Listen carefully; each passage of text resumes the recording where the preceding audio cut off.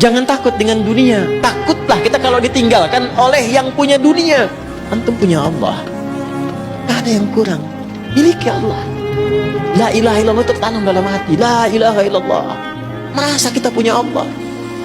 Kalau merasa punya Allah, gak akan kekurangan antum.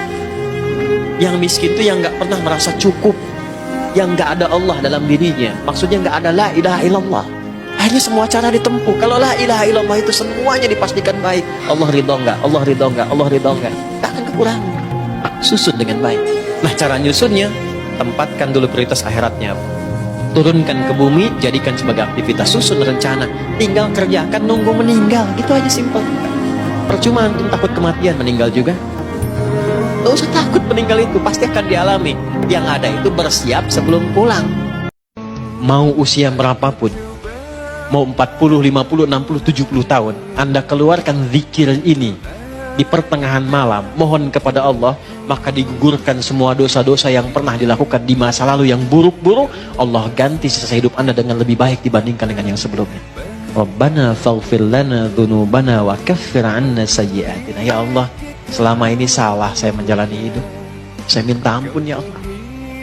Mohon jadikan sisa hidup saya lebih terukur dan lebih baik dari sebelumnya yang pernah saya jalani.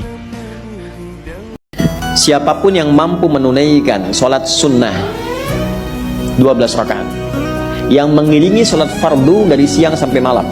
Tadi telah kita jelaskan, 4 rakaat sebelum zuhur, 2 rakaat setelahnya, 2 rakaat setelah maghrib, 2 rakaat setelah isya, 2 rakaat sebelum subuh, konsisten sampai wafat. Maka akan dibangunkan untuknya dengan amalan itu satu istana di tepian surga.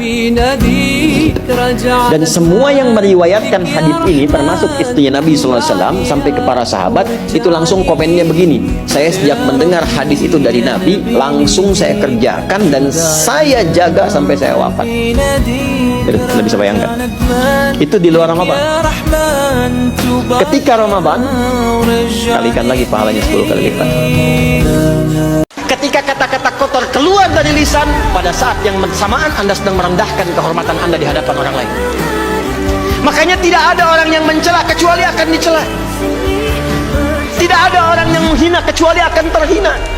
Karena itu di Islam kita dilarang berkata kotor, kita dilarang mencaci maki, kita dilarang untuk memprovokasi, dilarang untuk saling terpecah belah. Kenapa? Karena semua perbuatan itu akan menghilangkan kehormatan kita sebagai bawaan fitrah dalam berkehidupan.